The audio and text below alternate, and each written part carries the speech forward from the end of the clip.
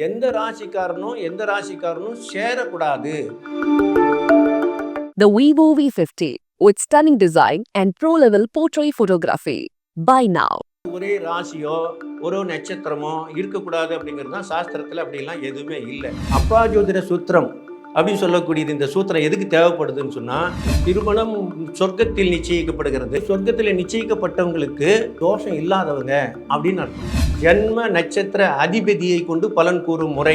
அப்ப ஜென்ம நட்சத்திரம் ரொம்ப முக்கியம் திருமணத்திற்கு. ஆமா, அந்த கேது தான் அந்த ஜாதகருடைய ஒட்டுமொத்தமான தலையெழுத்தையும் தீர்மானிக்கக்கூடியவராக இருப்பார். முன்ஜென்ம வினை இந்த ஜென்மத்துக்கு கொண்டு வந்திருக்காரு அவரு தான். சுப நட்சத்திரங்கள் சேர்க்கலாம் அப்படின்னு சொல்லி சேர்த்துறாங்களோ, அதை நாங்கள் நட்சத்திரங்கிறத, அந்த நட்சத்திரம் எதுவோ அதை கிரகமாக பார்க்குறோம். ஆச்சி பாதாம் ட்ரிங்க். ஆச்சி பாதாம் ட்ரிங்க் ஒன்னு வாங்கினா ஒன்னு ஃப்ரீ. புனித மந்திரங்கள், ஆத்மார்த்தமான ஆன்மீக பாடல்கள் மற்றும் ஊக்கமளிக்கும் பக்தி கதைகள் இப்போது உங்கள் விரல் நுனியில்.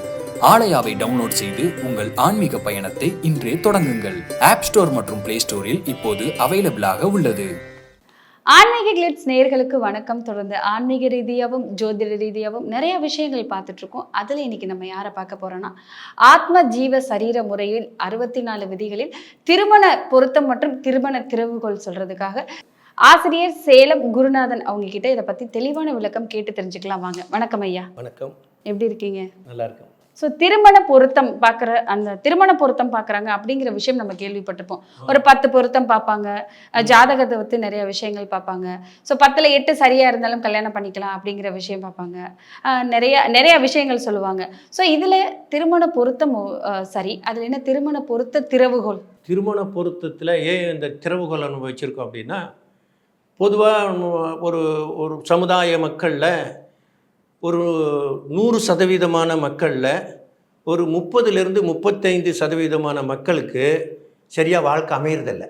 கண்டிப்பாக அந்த வாழ்க்கையே அவங்களுக்கு அமையாமல் தடுக்கப்படுது அல்லது ஏன் கிடைக்காம தவற விடுறாங்க அப்படிங்கிறத பற்றி ஆராயும் போது இந்த 10 பொருத்தம் அப்படின்னு சொல்லுவாங்க. பொதுவாக 10 பொருத்தம் பார்த்து கல்யாணம் பண்ணுறது அப்படின்னு.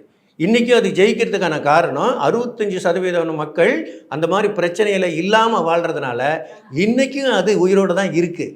ஆனால் அப்பா ஜோதிட சூத்திரம் அப்படின்னு சொல்லக்கூடியது இந்த சூத்திரம் எதுக்கு தேவைப்படுதுன்னு சொன்னால், ஆத்மா ஜீவா சரீரா அப்படிங்கக்கூடிய இந்த 3 நிலை பரிமாணத்தில் அவங்களுக்கு ஜாதகம் பார்த்தால் இந்த 35% பாதிக்கப்பட்ட மக்களுக்கு தீர்வு கிடைக்கும் அப்படிங்கக்கூடியது தான் இதுல இருந்து நாங்கள் எடுத்து சொல்றோம். ஸோ திருமணம் அப்படின்னு சொன்னாலே பெரியவர்களால் நிச்சயிக்கப்பட்டு எல்லா கோடான கோடி தேவர்களோட ஆசீர்வாதத்தோட பொருத்தங்கள்லாம் பார்த்து நிறைய அம்மி மிதிச்சு அருந்ததி பார்த்து நடக்கிற விஷயம் தான் திருமணம். ஸோ திருமணம் அப்படின்னா என்ன அப்படிங்கிறது ஒரு தெளிவாக சொல்லுங்களேன். திருமணம் சொர்க்கத்தில் நிச்சயிக்கப்படுகிறது அப்படின்னு தான் சொல்றாங்க. இப்போ அது மாதிரி சொர்க்கத்தில் நிச்சயிக்கப்பட்டவங்களுக்கு அப்படின்னா நிச்சயமாக அவங்களுக்கு தோஷம் இல்லாதவங்க அப்படின்னு அர்த்தம். அதாவது 2ஆம் இடம் கெடாதவங்க, குடும்பஸ்தானம் சொல்கிறது, 7ஆம் இடம் கலஸ்தரஸ்தானம் சொல்லுவாங்க, அது கெடாதவங்க, லக்னம் கெடாதவங்க. இன்னும் சொல்லப்போனால் எங்களுடைய ஆத்மா ஜீவா சரீர முறையில் அப்பா ஜோதிட சூத்திரத்தில் நாங்கள் இன்னும் முக்கியமாக சொல்கிறது ஜென்ம நட்சத்திர அதிபதியை கொண்டு பலன் கூறும் முறை அப்படின்னு சொல்கிறோம். அப்போ ஜென்ம நட்சத்திர அதிபதி ஒருவருடைய ஜாதகத்தில் நல்ல நிலையில் இருந்தார் அப்படின்னு சொன்னால் அவருடைய வாழ்க்கை சொர்க்கத்தில் தான் தீர்மானிக்கப்படுது அப்படின்னு அர்த்தம். கண்டிப்பாக ஒரு கால் அந்த ஜென்ம நட்சத்திர அதிபதியானவர் ஏதேனும் ஒரு நிலையில் கெட்டு போயிருந்தார் சொன்னால் சொர்க்கத்தில் அவருக்கு திருமணம் நடக்கிறது இல்லை. அவர் நரக வரைக்கும் போய் திரும்பி வர வேண்டிய ஒரு சூழ்நிலைக்கு வந்து மறுபடியும் ஒரு கல்யாணம் பண்ணுறதே பெரும் பிரச்சனையாகி பரிகாரம் எல்லாம் செய்து மறுபடியும் கல்யாணம் நடக்குது. அப்போ ஜென்ம நட்சத்திரம் ரொம்ப முக்கியம் திருமணத்திற்கு. ஆமாம், சில பேரை பார்த்தா சொல்லுவாங்க கல்யாணம் வந்துருச்சு, முகத்தில் களை தெரியுது அப்படிலாம் சொல்லுவாங்க. ஒருத்தரை பார்த்த உடனே திருமண யோகம் வந்துருச்சு, திருமணம் நடக்க போகுது அப்படின்னு சொல்லிட முடியுமா? அவங்க அதாவது முகத்தை பார்த்து சொல்கிறது அப்படிங்கிறது குறிஜோசியம்னு சொல்லுவாங்க. நாங்கள் முகத்தை பார்த்து எதுவும் சொல்கிறது இல்லை, ஜாதகத்தை பார்த்து தான் நாங்கள் சொல்கிறோம். ஏன்னா ஜோதிடம்ங்கிறது ஒரு நிலையில் இல்லை, பலவிதமான பரிணாம வளர்ச்சியை உடையது. எதுவுமே இல்லாமல் கூட ஒருத்தரால் சொல்ல முடியும், அதுவும் ஜோசியம்தான் சொல்கிறாங்க. ஆனால் நாங்கள் பார்க்குறது ஒரு ஜாதகத்தை பார்த்து லக்னம் முதலான எல்லா கிரகங்களும் அவங்க பிறந்த நேரத்தை வச்சு கணிக்கப்பட்ட ஜாதகத்திலிருந்து என்ன பலன் இருக்கோ அதை சொல்கிறது தான் நாங்கள் சொல்லிகிட்டு இருக்கக்கூடிய ஜோசியம். ஸோ ஒரு திருமணம் அப்படின்னு சொல்லும்போது ஒரு கணவன் என்ன நட்சத்திரம், மனைவி என்ன நட்சத்திரம், இவங்க இந்த நட்சத்திரத்துல இருந்தா நல்லா இருக்கும் அப்படிங்கிறத கணிச்சு சொல்ல முடியுமா? சொல்ல முடியும். இப்போ ஒருத்தர் அதே சொல்கிறேன், ஒருத்தருடைய ஜன்ம நட்சத்திரம் அப்படின்னா எல்லாருமே கவனத்துக்கு வர்றது என்னென்னா ராசி தான் ஞாபகத்துக்கு வரும். என்ன ராசி நீங்கள் அப்படின்னு கேட்பாங்க. அந்த ராசியை வச்சு அது ஜன்ம நட்சத்திரம் அப்படின்னு சொல்லுவாங்க. அப்பா ஜோதிட சூத்திரத்தில் அதை நாங்கள் இன்னும் கொஞ்சம் உள்ளே போய் 2வது ஸ்டெப்பில் எடுக்கிறோம். இப்போ உதாரணமாக சொல்லப்போனால் அஸ்வினி நட்சத்திரத்தில் ஒருத்தர் பிறந்திருக்காங்க. அவங்க மேச ராசி அப்படின்னு சொல்லுவாங்க. மேச ராசி அஸ்வினி நட்சத்திரம். நாங்கள் என்ன சொல்கிறோன்னா அஸ்வினி நட்சத்திரத்தில் பிறந்திருக்கிறதுனால அவர் கேது திசையில் பிறந்தார் அப்படின்னா முதல் தசாநாதனாக வரக்கூடியவன் கேது. அந்த கேது தான் அந்த ஜாதகருடைய ஒட்டுமொத்தமான தலையெழுத்தையும் தீர்மானிக்கக்கூடியவராக இருப்பார். அதுதான் ஜன்ம நட்சத்திர அதிபதி அப்படின்னு அவருக்கு பேர் வச்சுருக்கோம். அந்த ஜன்ம நட்சத்திர அதிபதி முன்ஜென்ம வினை இந்த ஜென்மத்துக்கு கொண்டு வந்திருக்காரு. அவர் மூலமாக தான் வந்திருக்கு. அதனால் அந்த கிரகம் நல்லா இருந்துச்சு அப்படின்னு சொன்னால் அவருடைய வாழ்க்கை எப்படி இருக்குது ஜன்ம நட்சத்திரத்தை சொல்லிடலாம். இப்போ வந்துட்டு சில பேர் பார்த்தா ஒரே நட்சத்திரத்தில் இருப்பாங்க, சில பேர் பார்த்தா ஒரே ராசியில் இருப்பாங்க. தெரிஞ்சோ தெரியாமலோ அவங்க ஒரே நட்சத்திரத்துலையுமே ஒரே ராசியிலுமே இருப்பாங்க, கல்யாணம் ஆகிருக்கும். இது சரியானதா? அதனால நல்லது தான். அதாவது ஒரே ராசியோ ஒரு நட்சத்திரமோ இருக்கக்கூடாது அப்படிங்கிறது தான் சாஸ்திரத்தில். அப்படிலாம் எதுவுமே இல்லை. எல்லாத்துக்குமே விதிவிலக்கு இருக்குது. ஒரு விதி இருக்குதுன்னா அது விதிவிலக்கல் இல்லாத ஒரு சாஸ்திரமே இல்லை. இதில் எதுக்காக அந்த நட்சத்திரத்தை சேர்த்தக்கூடாது அப்படின்னு சொல்கிறாங்க அப்படின்னு சொன்னால் 2 நட்சத்திராதிபதிகள் அப்படின்னு சொல்லக்கூடியவங்க நட்பாக இருக்கணும். முதல்ல ஒருத்தருக்கு ஒருத்தர் நட்பாக இருக்கணும். அது மாதிரி இருந்துச்சுனால அவர்கள் பிரியறதில்லை. ஜன்ம நட்சத்திர அதிபதி அப்படின்னு சொல்லக்கூடிய ஒரு கிரகாதிபதி ஒரு ஆணினுடைய ஜன்ம நட்சத்திர அதிபதியாக இருக்கிறவர் ஒரு பெண்ணினுடைய ஜன்ம நட்சத்திர அதிபதியோடு ஏதேனும் ஒரு வகையில் சேர்ந்திருந்தால், அவருக்கு ஒரு இணக்கம் இருந்தால், அது ஒரு பந்தம் இருந்தால், அப்போ அவங்க 2 பேரும் பிரியாமல் வாழ்வாங்க. அப்படிங்கிறத இந்த ஆத்மா ஜீவா சரீரா அப்படிங்கிற 3 ஸ்டெப்பு வச்சுருக்கோம். அதில் அந்த 3 ஸ்டெப்பும் ஒருத்தர் எப்படியோ அந்த முதல் ஸ்டெப்பில் இணைஞ்சாலும் சரி, அல்லது 2வது ஸ்டெப்பில் இணைஞ்சாலும் சரி, அல்லது 3வது ஸ்டெப்பில் இணைஞ்சாலும் சரி, இந்த 3 ஸ்டெப்புக்குள்ளே ஏதோ ஒரு வகையில் அவங்க இணைஞ்சிட்டாங்கன்னா அவர்கள் வாழ்க்கையில் பிரிவதில்லை. இதில் இன்னொரு விஷயம் என்ன கேட்கணும்னா, ஒரே நட்சத்திரத்தில் இருக்கிறவங்க நட்பாக இருக்கணும், நட்பாக இல்லாமல் இருந்தால் அது நல்லா இருக்காது அப்படிங்கிறத சொல்கிறீங்க. நட்சத்திரத்தில் இருக்கவங்க இப்போ திருமணம் பண்ணிக்கிறாங்க, அவங்களுக்குள்ள நட்புங்கிறதே வரல, அவங்களுக்குள்ள மாற்றி மாற்றி சண்டை தான் வருது அப்படின்னா அவங்க சேர்ந்து வாழலாமா? இது இதுதான் பொருத்தம் அப்படின்னே நம்ம சொல்கிறோம். இப்போ இந்த ஒரு பொதுவான இந்த 10 பொருத்தம் பார்க்கக்கூடிய விஷயத்தில் பார்த்தீங்கன்னா ஒருவருடைய நட்சத்திரத்திலிருந்து 3வது நட்சத்திரம், 5வது நட்சத்திரம், 7வது நட்சத்திரம், 22வது நட்சத்திரம் இதெல்லாம் சேர்க்கக்கூடாது அப்படிங்கிறது பொதுவாக சொல்லக்கூடிய ஒன்று. ஆனால் இந்த மாதிரி இருக்கக்கூடிய இந்த நிலையில் இந்த 3வது நட்சத்திரமோ அல்லது 5வது நட்சத்திரமோ அல்லது 7வது நட்சத்திரமோ 22வது நட்சத்திரம் சொல்லக்கூடிய இந்த நட்சத்திர ஆதிபதிகள் அந்த கிரகங்கள் 2 பேருமே ஒரே இடத்துல கூடியிருந்தாலோ ஒரே நட்சத்திரத்தில் கூடியிருந்தாலோ அல்லது அதனுடைய திரிகோணம்னு சொல்லுவாங்க, முக்கோணமாக வரும். அந்த முக்கோணத்தில் கூட ஒரே மாதிரியான ஒரே இடத்துல 3 அப்படி லிங்காக இருந்தாங்க அப்படின்னு சொன்னால் அவர்களுக்குள்ளார ஒரு ஒற்றுமை இருக்குது. அதாவது நட்சத்திரங்கள் அப்படிங்கிறது உயிரோட்டம் உள்ளவை அப்படின்னு நம்ம சொல்கிறோம். ஒரு திருமணம் அப்படின்னு நடக்குதுன்னா அந்த திருமணத்துக்கு முக்கியமான ஒரு விதி என்னன்னு கேட்டிங்கன்னா அன்பு பாசம் அப்படின்னு சொல்லுவோம். இது பணம் சம்பாதிக்கிறதுக்கும் இதுக்கும் எந்த சம்பந்தமும் இல்லை. இந்த நட்சத்திர பாதாசாரம் அப்படிங்கிறது ஜீவ பயண விதி அப்படிங்கக்கூடிய ஒரு விதிக்குள்ளார வருது. அன்பையும் பாசத்தையும் தருவது, மக்கள் பாக்கியத்தையும் தருவது, அது புத்திர பேரு அப்படின்னு சொல்லக்கூடிய வம்சம் தலைப்பதற்கு உதவு செய்யக்கூடியது இந்த நட்சத்திரங்கள். அந்த நட்சத்திரங்கள் அந்த நட்சத்திரத்துக்கு அதிபதியாக இருக்கக்கூடிய கிரகங்கள் கெடாமல் இருக்கணும். அதாவது கெட்டு போயிருக்கிறது அப்படின்னா வக்ரம் ஆகிருந்தால் கெட்டு போச்சின்னு அர்த்தம், நீச்சம் ஆயிருந்துச்சுன்னா கெட்டு போச்சின்னு அர்த்தம், அஸ்தங்க கதியாகி எரிஞ்சு போச்சுன்னா கெட்டு போச்சு அப்படின்னு அர்த்தம், ராகுவோடு கேதுவோடு சேர்ந்து இருந்தால் கெட்டு போச்சு அப்படின்னு அர்த்தம். இது மாதிரி பல நிலைகளில் அது கெட்டு போகிறதுக்கான வாய்ப்பு இருக்குது. அப்படி கெடாமல் இருந்துச்சுன்னா அவர்களை தான் பொருத்தமாக சேர்க்கணும். குறிப்பாக இந்த நட்சத்திரக்காரர்களும் இந்த நட்சத்திரக்காரர்களும் சேரவே கூடாது, இவங்க 2 பேருக்கும் பொருத்தமே இருக்காது அப்படின்னா என்ன நட்சத்திரம்? அப்படி சொல்கிறதுக்கு எந்த நட்சத்திரமுமே இல்லை. அந்த மாதிரி எதையுமே சொல்ல முடியாது. யாரும் யாருக்கும் சேர்ந்து வாழ்வாங்க, யாரும் யாருக்கும் சேர மாட்டாங்க அப்படிங்கிறதுக்கான எந்த விதியுமே இல்லை. ராசிலையும் சொல்ல முடியாது, எதுலையும் இல்லை. சாஸ்திரத்துலேயும் அந்த விதி அந்த மாதிரிலாம் எதுவுமே இல்லை. ஆனால் இந்த பொருத்தம் பார்க்குறதுல சேரக்கூடாது அப்படின்னு சொல்லக்கூடியது என்னன்னு கேட்டிங்கனாக்கா வேதை அப்படிங்கக்கூடிய ஒரு பொருத்தம் இருக்குது. திருமண பொருத்தத்திலேயே தினப்பொருத்தம், கணப்பொருத்தம், யோனி பொருத்தம், ராசி பொருத்தம், ரஜ்ஜி பொருத்தம் அப்படின்னு அதில் வேதை பொருத்தம் அப்படின்னு சொல்லக்கூடிய ஒரு பொருத்தம் இருக்குது. இந்த வேதை பொருத்தம் அப்படின்னு சொல்கிறது தான் எந்த ராசிக்காரனும் சேரக்கூடாது. அதாவது அது 2 பேரும் சேர்ந்தாக்க அவங்க சேர்ந்து வந்து பயணிக்க முடியாது. ஏதோன்னு ஒரு பயண தடத்தில் ஒரு தடை உண்டாயிடும். அதனால் அவங்கள வந்து நம்ம இணைக்கக்கூடாது அப்படிங்கிற ஒரு விதி வகுத்திருக்காங்க. யாருக்கெல்லாம் வேதை நட்சத்திரம் வருதோ அவங்கள மட்டும் இணைக்கக்கூடாது. அதிகமாக இப்போ பார்த்தா வந்து டிவோர்ஸ், எங்கே பார்த்தாலும் வந்து விவாகரத்து அப்படிங்கிற ஒரு விஷயம் தலை தூக்கி நிற்கிது. கல்யாணம் ஆன ஒரு 3 மாதத்துலேயே டிவோர்ஸ் பண்ணிடுறாங்க. 1 மாதத்துலேயே எனக்கு வாழ பிடிக்கல அப்படின்னு வந்துடுறாங்க. என்னதான் வந்து அவங்க நீங்கள் சொன்ன மாதிரி சொர்க்கத்தில் நிச்சயிக்கப்பட்டு பெரியவர்கள கிட்ட அனுமதி வாங்கி எல்லா பொருத்தமும் பார்த்து அக்னி சாட்சியாக கல்யாணம் பண்ணினாலும் இப்போ வந்து அதிகமாக நடக்கிறது டிவோர்ஸ், விவாகரத்து நடக்குது. ஏன் அதிகமாக விவாகரத்து நடக்குது? இந்த விவாகரத்து நடக்கிறதுக்கான இந்த அதிகமாக இந்த நடக்கிறதுனால மக்களுக்கு ஜோதிடத்தின் மேல் இருக்கக்கூடிய நம்பிக்கை கூட குறைஞ்சிக்கிட்டே வருது அப்படின்னு கூட சொல்லலாம். அப்போ ஜோதிடத்தில் எந்த குற்றமும் இல்லை. ஜோதிடம் உண்மையாகவே மக்களுக்கு ஏதேனும் ஒரு வகையில் உதவி செய்யுது அப்படிங்கிறது எங்களுடைய உயிர் மூச்சான நம்பிக்கை. ஆனால் ஜோதிடத்தை முழுமையாக யாரும் படிப்பதில்லை, கொஞ்சமாக படிச்சுக்கிறாங்க. அதனால் அவங்களுக்கு அந்த விவரம் பத்துறதில்லை. அதுக்குள்ளே அவங்க ஜோதிடராகவும் மாறுறாங்க. பணம் சம்பாதிக்க வேண்டியதெல்லாம் இருக்குது. அதனால் அந்த அவசர கதியில் அவங்க உள்ளே வர்றதுனால அதற்கு ஒரு விதி இருக்குது, அதுக்கான ஒரு விதி விலக்கு அப்படின்னு கூட ஒன்று இருக்குது இல்லையா? அதையெல்லாம் தெரிஞ்சிக்காமையே உள்ளே வந்துடுறாங்க அப்படின்னு தான் நம்ம பார்க்குறோம். இந்த டிவோர்ஸ் நடக்கிறதுக்கான முக்கியமான காரணம் அப்படின்னு நான் என்ன சொல்கிறேன்னா, 10 பொருத்தம் பார்க்கும்போது ஒரு 5வது நட்சத்திரத்தை சேர்த்தக்கூடாது, ஆனால் 6வது நட்சத்திரத்தை சேர்த்தலாம்.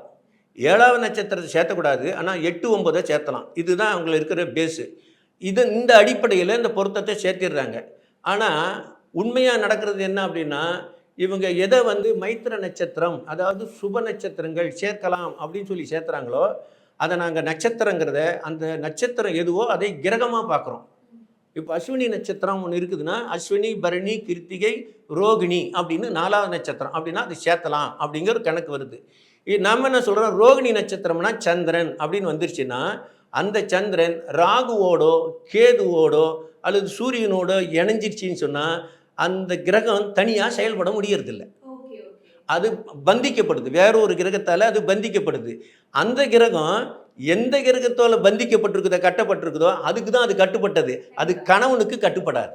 முதல்ல நீங்கள் அப்போ என்ன தெளிவாக சொல்ல வரீங்கன்னா, நல்ல ஜோதிடரை போய் பார்க்கணும், தெளிவான ஜோதிடரை பார்க்கணும், சரியான முறையில் வந்துட்டு ஜோசியத்துக்குரியதை கேட்டு அதன்படி நடக்கணும் அப்படிங்கிறத சொல்கிறீங்க. குழந்தை பாக்கியம் பார்த்தா இப்போ யாரை பார்த்தாலுமே இங்கே எங்கே பார்த்தாலுமே ஃபெர்டிலிட்டி சென்டர் வந்துருச்சு. குழந்தை பாக்கியம் இல்லை அப்படிங்கிற நிலைமையில வந்து எல்லாருமே வந்து கோயிலாக பரிகாரங்கள் நிறைய விஷயங்கள் பண்ணிட்டு இருக்கிறாங்க. ஏன் வந்து இப்போ குழந்தை பாக்கியம் இல்லாமல் இருக்கு? என்ன காரணம்? முக்கியமான திருமண பொருத்தம் பார்க்கும்போது தவறாமல் எல்லாரும் கேட்பாங்க, குழந்தை பாக்கியம் இருக்கா அப்படின்னு சொல்லி கேட்பாங்க. ஏன்னா அதுக்காக தான் கல்யாணம் பண்ணுறோம். வம்சம் தலைக்காமல் போனாக்கா பெரிய ஒரு இழிவு மாதிரி. அது பெண்களுக்கு ரொம்ப பாதிப்பை தரக்கூடியது. ஆண்களை விட பெண்களை தான் அதிகமாக பாதிப்பாங்க. ஆண்களிடத்தில் கூட குறை இருக்கும், ஆனால் பெண்களை தான் அவங்கள சாடுவாங்க. ஒரு புள்ளப்பத்தை கொடுக்கறதுக்கு உனக்கு தகுதி இல்லை அப்படிங்கிற மாதிரி எல்லாம் சொல்லுவாங்க, ரொம்ப கஷ்டப்படுத்துவாங்க. ஆனால் உண்மையாக 2 பேர்த்துக்குமே இதில் வந்து பங்கு இருக்குது, ஒரு ஆளுக்கு மட்டும் கிடையாது. இந்த குழந்தை பாக்கியம் இல்லாமல் போகிறதுக்கான முக்கியமான காரணம் நான் அந்த குழந்தை பாக்கியத்தை தீர்மானிப்பதற்கான ஒரு முக்கியமான விதி தான் ஆத்மா ஜீவா சரீரா அப்படின்னு சொல்கிறோம். அப்போ ஒரு கிரகம் அப்படிங்கிறது ஏதோ ஒரு கிரகத்தை நம்ம எடுத்துக்கலாம். அந்த கிரகம் ஏதாவது ஒரு நட்சத்திரத்தில் நிற்கும், அந்த கிரகம் இன்னொரு நட்சத்திரத்தில் நிற்கும். அப்போது இந்த 3 கிரகமும் பயணிக்கக்கூடிய அந்த கிரகம் இருக்கு இல்லையா, அந்த 3மே ஒளி உள்ள கிரகங்களாக இருந்தால், இப்போ சூரியன் அப்படின்னா ஒளி உள்ள கிரகம், சந்திரன் அப்படிங்கிறது ஒளி உள்ள கிரகம் தான், ஆனால் அமாவாசையில் அதுக்கு ஒளி இருக்காது. அது மாதிரி ராகுங்கிறது ஒளியே இல்லாத கிரகம், கேதுங்கிறது ஒளி இல்லாத கிரகம். நீச்சம் பெற்ற கிரகங்களுக்கு ஒளி இருப்பதில்லை. இப்போ சனி வந்து நீச்சமாயிட்டார்னா அதுக்கு ஒளி கிடையாது. அப்போது இந்த ஜாதகத்துக்குள்ளார பொருத்தம் பார்க்கும்போது ஒரு பெண்ணினுடைய ஜன்ம நட்சத்திரம் அப்படின்னு சொல்லக்கூடிய அந்த கிரகம் ஆணினுடைய ஜாதகத்தில் ஒளி இல்லாத கிரகத்தினுடைய நட்சத்திரத்தில், அது ராகு சாரத்திலோ கேதுனுடைய நட்சத்திரத்திலோ, இது போல் நீச்சம் பெற்ற கிரகத்திலோ வக்ரம் பெற்ற கிரகத்திலோ அஸ்தங்கமாகி எரிந்து போன கிரகத்தினுடைய நட்சத்திரத்திலோ இருந்தால் அதற்கு ஜீவனே கிடையாது. ஜீவனே இல்லைன்னா அங்கிருந்து உயிர் உருவாகாது. அப்போ கணவன் மனைவிக்குள்ளார ஏற்படக்கூடிய உண்மையான பந்தம் நேசம் அப்படிங்கிறது இருக்காது. பட்டும் படாமல் தொட்டும் தொடாமல் தான் இருந்து பிரிஞ்சு போயிடுவாங்க. அதனால் குழந்தை பாக்கியம் இருப்பதில்லை. ராகு கேது என்ன சர்ப்பத்துக்கு வந்து தோஷம் இருக்கும். ஸோ அதுக்கு பரிகாரம் பண்ணுற மாதிரி காலகஸ்தி போங்க அப்படிங்கிற சில பரிகாரங்கள்லாம் சொல்லுவாங்க. இது எதற்காக சொல்கிறாங்க? இது வந்து ஒரு ஏதோ ஒரு உடம்பு சரியில்லைன்னா முதல்ல என்ன சொல்ல போய் டாக்டரை போய் பார்ப்பா அப்படின்னு சொல்கிறோமா இல்லையா? அதுபோல் ஒருத்தருக்கு திருமணம் ஆகலைன்னு சொன்னால் ஏதாவது தோஷம் இருக்கும். அப்போது ஏதோ ராகு 7ல் இருக்காரா அல்லது 8ல் இருக்காரா அல்லது செவ்வாய் 2ல் 4ல் 6ல் 8ல் 12ல் இப்படிலாம் இருந்தால் தோஷம்னு சொல்கிறாங்க. இந்த ஜாதகத்தில் இருக்குது, அதனால தான் கல்யாணம் நடக்கலையோ தெரியல, அதனால் நீ செவ்வாய் தோஷத்துக்கு போய் பரிகாரம் பண்ணு, நாக தோஷத்துக்கு பரிகாரம் பண்ணு அப்படின்னு சொல்லி ஒரு டாக்டர்கிட்ட உடம்பு சரியில்லைன்னா போய் பார்த்தா தானே தெரியும். அவர் தான் சொல்லுவார் உன்னுடைய உடம்புக்கு என்ன பிரச்சனைன்னு. அதுபோல் ஒரு பொதுவான ஒரு விதியாக தான் கோயிலுக்கு போகக்கூடிய ஒரு விதிகள் இருக்குது. கோயிலுக்கு போயிட்டு வந்தாலும் எல்லாத்துக்குமே எல்லாம் நடக்கிறதும் இல்லை. ஆனால் இந்த நாகதோஷம் அப்படின்னு சொல்லக்கூடியது உண்மையாகவே எதுக்காக பார்க்கப்படணும் அப்படின்னா, நாகம் அப்படின்னா விஷம் அப்படிங்கிறது அதில் ஒரு பொருள் இருக்குது. ஏன்னா பாம்புனாக்கா விஷம் அப்படின்னு சொல்கிறோம். அப்போ ராகு அப்படின்னு சொல்லக்கூடியது ஒரு பாம்பு, அதுக்கு பேர் கரும்பாம்புன்னு சொல்கிறாங்க. ஆனால் கேது அப்படின்னு ஒரு கிரகம் இருக்குது, அதுவும் பாம்பு தான், ஆனால் அதுக்கு செம்பாம்பு அப்படின்னு ஒரு பேர் வச்சுருக்காங்க. இது எதுக்குன்னா கரும்பாம்புங்கிறது அதிக விஷமுடையது அப்படின்னு அர்த்தம். அப்போ செம்பாம்புங்கிறது குறைந்த விஷமுடையது அப்படின்னு 2 தரமாக அதில் பிரிக்கிறாங்க. அப்போ யாருக்கு 7ல் அல்லது 8ல் கருநாகம் சொல்லக்கூடிய ராகுவோ கேதுவோ இருக்குது அப்படின்னா அந்த பெண்ணினுடைய உடம்பில் அல்லது அந்த ஆணினுடைய உடம்பில் அவங்களுக்கு குழந்தை பாக்கியம் உண்டாக்குறதுக்கான விந்து சக்தி அல்லது சுரோனித சக்தின்னு சொல்லுவாங்க இல்லையா, அந்த சக்தியோடு அந்த விஷமானது கலந்திருக்கிறது அப்படின்னு அர்த்தம். அதனால் அந்த விஷத்தை எதிரிகள் இடத்துல தான் இப்போ நம்ம இருக்கோம், ஆண் இருக்காங்கன்னு சொன்னால் அவனுடைய சக்தி எங்கே போகும்? தன்னுடைய மனைவியின் இடத்துல போகும், அல்லது மனைவி கிட்ட இருக்கக்கூடிய சக்தி கணவன் இடத்துல வரும். இது மாதிரி பரிமாறும் போது ஒருத்தருக்கு விஷம் இருந்து இன்னொருவருக்கு விஷம் இல்லாவிட்டால் விஷம் இல்லாத உடம்பு ஆரோக்கிய குறைபாட்டினால் பாதிக்கப்படும். ஆனால் ஒரு 5 ஆண்டுகளுக்கு பிறகுதான் அதனுடைய பலவீனம் தெரிய வரும்.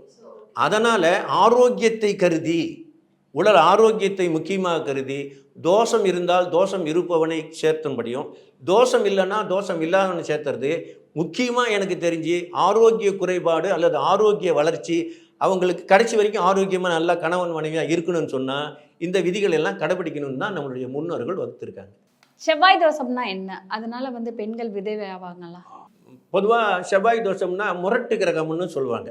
செவ்வாய்னா மண்ணுன்னு சொல்லுவாங்க, செவ்வாய்னா முருகன் அப்படின்னு சொல்லுவாங்க, செவ்வாய்னா நெருப்புன்னு சொல்லுவாங்க, தளபதி அப்படின்லாம் சொல்லுவாங்க, வேகமாக செயல்படக்கூடிய கிரகம்னு சொல்லுவாங்க. இப்போ விநாயகர் முருகர் 2 பேர் இருந்தாங்க இல்லையா, அப்போ வந்து பலந்து கொடுத்துட்டு யார் முதலில் உலகத்தை சுற்றி வரார் அப்படின்னா முருகன் பாரு நான் ஒரே நொடியில் சுற்றிட்டு வரேன் அப்படின்னு போவார். அப்படின்னா வேகமாக செயல்படுபவர் அப்படிங்கிற ஒரு அர்த்தம் இருக்கு இல்லையா. அப்போ அங்கே கொஞ்சம் முரட்டுத்தனம் கூட இருக்குது அப்படிங்கிறது தானே அதில் பொருள். அதுபோல் அது வந்து ஒரு இந்த 3 குணங்களை பற்றி சொல்லுவாங்க. சத்துவ குணம் அப்படின்னு சொல்லுவாங்க, ரஜோ குணம் அப்படின்னு சொல்லுவாங்க. இந்த முருகன் வந்து ரஜோ குணத்தை சார்ந்தவர், வேகமாக செயல்படக்கூடியவர், அரசனை போல.